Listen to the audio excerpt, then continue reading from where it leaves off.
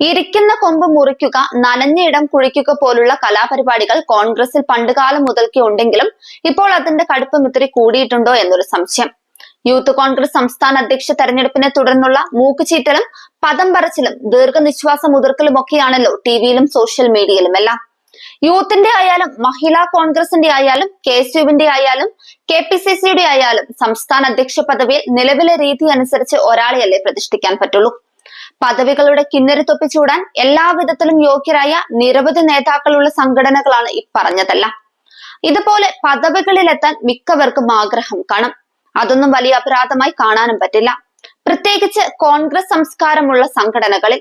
Kozhikode DCC ഓഫീസിന്റെ ഉദ്ഘാടന ചടങ്ങിൽ മുൻനിരയിൽ ഞെളിഞ്ഞു നിൽക്കാൻ വേണ്ടി ധന്വന്തരം കുടുംബം പുരട്ടി നടക്കുന്ന നേതാക്കൾ വരെ നടത്തിയ രാമരാവണ യുദ്ധത്തിന്റെ ലൈവ് നമ്മൾ കണ്ടതാണ്. കോൺഗ്രസിന്റെ കാര്യത്തിൽ സ്ഥാനാർത്ഥികളെ നിശ്ചയിക്കാനും പാർട്ടി ചുമതലകളിലേക്ക് തെരഞ്ഞെടുക്കപ്പെടാനും ഒക്കെ നിരവധി മാനദണ്ഡങ്ങളും മാമൂലുകളും ഉപാധികളും ഒക്കെ പരിഗണിക്കുന്ന ഒരു ശൈലിയുമുണ്ട്. പിന്നെ മോഹിച്ചു പോയി എന്ന ഒറ്റ കാരണത്താൽ ആ സ്ഥാനം കിട്ടാതെ പോയാൽ മുഖം വീർപ്പിക്കുന്നത് ഒരു നല്ല പ്രവണതയല്ല. പാലക്കാട് അസംബ്ലി മണ്ഡലത്തിൽ ഉപതെരഞ്ഞെടുപ്പ് സ്ഥാനാർത്ഥി നിർണയ സമയത്ത് ഇതേപോലൊരു മൂക്കുപിഴിച്ചിൽ കണ്ടതാണ്. KPCCയുടെ ഡിജിറ്റൽ മീഡിയ സെൽ കൺവീനർ ആയിരുന്ന ഊർജ്ജസ്വലനും സമർത്ഥനുമായ യുവാവാണ് സ്ഥാനാർത്ഥിത്വം നിഷേധിച്ചതിന്റെ പേരിൽ പാർട്ടിയുമായുള്ള പൊക്കിൾക്കൊടി ബന്ധം ഉപേക്ഷിച്ച് മറുകണ്ഠം ചാടിയത്. അദ്ദേഹത്തിന് അദ്ദേഹത്തിന്റേതായ ന്യായമുണ്ടാകുമെങ്കിലും രാഷ്ട്രീയ പ്രവർത്തനത്തിൽ ഇത്തരം വൈകാരിക സമീപനങ്ങൾ എത്രത്തോളമാവാം എന്നൊരു വിഷയവുമുണ്ട്. ഏതായാലും അദ്ദേഹത്തിന് പകരം സ്ഥാനാർത്ഥിയാക്കി പാർട്ടി മുന്നണി ഏറെ വിയർപ്പൊഴുക്കി വിജയിപ്പിച്ചെടുത്ത MLAയുടെ പിന്നീടുള്ള കലാപരിപാടികൾ കണ്ടപ്പോഴാണ് ആകെ കൺഫ്യൂഷൻ ആയത്. മാങ്കൂട്ടത്തിൽ സഹോദരൻ ചില്ലറയൊന്നുമല്ലല്ലോ പാർട്ടി നേതൃത്വത്തെ വെള്ളം കുടിപ്പിച്ചത്.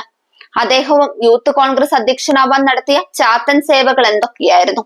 വോട്ടെടുപ്പുമായി ബന്ധപ്പെട്ട് നടന്ന കലാപരിപാടികൾ ഏറെ വിഴുപ്പലക്കലിന് വിധേയമായതുമാണ്. ഇതെല്ലാം കാണുമ്പോഴാണ് ഒരു സംശയം, എന്തെങ്കിലും ഒരു സ്ഥാനമോ പദവിയോ ഇല്ലെങ്കിൽ പാർട്ടി പ്രവർത്തനം നടത്താനാവില്ലേ? ഒരു സ്ഥാനവുമില്ലാതെ വെള്ളം കോരിയും വിറകുവെട്ടിയും പാർട്ടി പരിപാടികൾ കൊഴിപ്പിക്കാനും തെരഞ്ഞെടുപ്പിൽ സ്ഥാനാർത്ഥികളെ വിജയിപ്പിക്കാനും സമരത്തിനും സെക്രട്ടേറിയറ്റ് നടയിൽ പോലീസിന്റെ കുളിവഴിപാട് സ്വീകരിക്കാനും ഒക്കെ ഇറങ്ങുന്ന കുറെ പേരുണ്ടല്ലോ. അവരൊക്കെ എത്രമാത്രം മൂക്ക് ചീറ്റണം, എത്രമാത്രം കരയണം. യൂത്ത് കോൺഗ്രസ് അധ്യക്ഷനായി OJ ജനീഷിനെ നിശ്ചയിച്ചത് ഏറെ പണിപ്പെട്ടാണ്. കാരണം തങ്ങളുടെ കാലാളെ മുൻനിർത്തി ചതുരംഗ പലകയിൽ പോരാട്ടത്തിനിറങ്ങിയത് ചില്ലറക്കാരായിരുന്നില്ല. ഏതായാലും പ്രഖ്യാപനം വന്നതിന് തൊട്ടു പിന്നാലെ അബിൻ വർക്കി ചീറ്റിപ്പിഴിയുന്ന മൂക്കുമായി മാധ്യമങ്ങൾക്ക് മുന്നിൽ വന്നു. ചൂടുപായസം കൈകൊണ്ട് കോരിയെടുക്കാൻ പിന്നിൽ നിന്ന് ആരെങ്കിലും പ്രോത്സാഹനം നൽകിയോ എന്ന കാര്യം വ്യക്തമല്ല. ഒരർത്ഥത്തിൽ അബിൻ വർക്കിയെ കുറ്റം പറയാനും പറ്റില്ല. കാരണം യൂത്ത് കോൺഗ്രസ് അധ്യക്ഷ തെരഞ്ഞെടുപ്പിൽ രാഹുൽ മാങ്കൂട്ടത്തിലിന് 2.2 ലക്ഷം വോട്ടുകളും അബിൻ വർക്കിക്ക് 1.7 ലക്ഷം വോട്ടുകളുമാണ് ലഭിച്ചത്. മറ്റ് 2 വൈസ് പ്രസിഡന്റുമാരായ അരിത ബാബുവിന് 30,000-ഉം OJ ജനീഷിന് 20,000 വോട്ടുകളും ലഭിച്ചു. സ്വാഭാവികമായും രാഹുൽ മാങ്കൂട്ടത്തിൽ കയ്യിലിരിപ്പിന്റെ ഗുണത്താൽ അധ്യക്ഷ സ്ഥാനം രാജിവെക്കേണ്ടി വന്നപ്പോൾ തൊട്ടടുത്ത് ഏറ്റവും കൂടുതൽ വോട്ടുകൾ കിട്ടിയ ആളെന്ന നിലയ്ക്ക് വൈസ് പ്രസിഡന്റായ അബിൻ വർക്കി തൽസ്ഥാനത്തേക്ക് വരേണ്ടതാണ്. തീർത്തും ന്യായമായ ഒരാഗ്രഹവും നടപടിക്രമവുമാണത്. പക്ഷെ അദ്ദേഹത്തെ ദേശീയ സെക്രട്ടറിയാക്കാനായിരുന്നു നേതൃത്വത്തിന്റെ തീരുമാനം. കേരളത്തെ നെഞ്ചോട് ചേർത്ത് മണ്ണിന്റെ മണമേറ്റ് രാഷ്ട്രീയ പ്രവർത്തനം നടത്തി മാനവ സേവയും മാധവ സേവയും ഒക്കെ ചെയ്യാൻ തുനിഞ്ഞിറങ്ങിയ അബിൻ വർക്കി തീരുമാനം എങ്ങനെ അംഗീകരിക്കും? ദേശതലത്തിൽ പ്രവർത്തിക്കാൻ അദ്ദേഹത്തിന്റെ മെയ്ഡ് ഇൻ കേരള മനസ്സിന് തീരെ താല്പര്യമില്ല. മുജെ ഹിന്ദി മാലൂം നഹി എന്ന് പറഞ്ഞ് തന്ത്രപൂർവ്വം മൊഴിയാൻ ശ്രമിക്കുന്നതിന് പകരം നേരെ മാധ്യമങ്ങൾക്ക് മുന്നിൽ വന്ന മനസ്സിലുള്ളതെല്ലാം അങ്ങ് പറഞ്ഞു. നിഷ്കളങ്കൻ.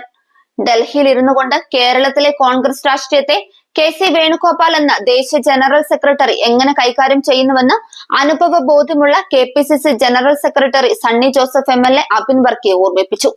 യൂത്തിന്റെ കാര്യത്തിൽ ഇതേ മാതൃക തുടരാമെന്ന ഉദ്ബോധനമായിരുന്നു അത്. രാഹുലും അബിനുമൊക്കെ മത്സരിക്കാൻ ഇറങ്ങിയപ്പോൾ പാർട്ടി നേതൃത്വത്തിന്റെ നിർദ്ദേശാനുസരണം തെരഞ്ഞെടുപ്പിൽ നിന്ന് തന്നെ മാറി നിന്ന മറ്റൊരു നേതാവും ഇവിടെയുണ്ടെന്നത് അബിൻ വർക്കി മറന്നുപോയി. എന്തെങ്കിലും ഒരു പദവി ഉണ്ടെങ്കിലേ എനിക്ക് പ്രവർത്തനം വരൂ എന്ന നിലപാട് ശരിയോ എന്നതാണ് പ്രശ്നം.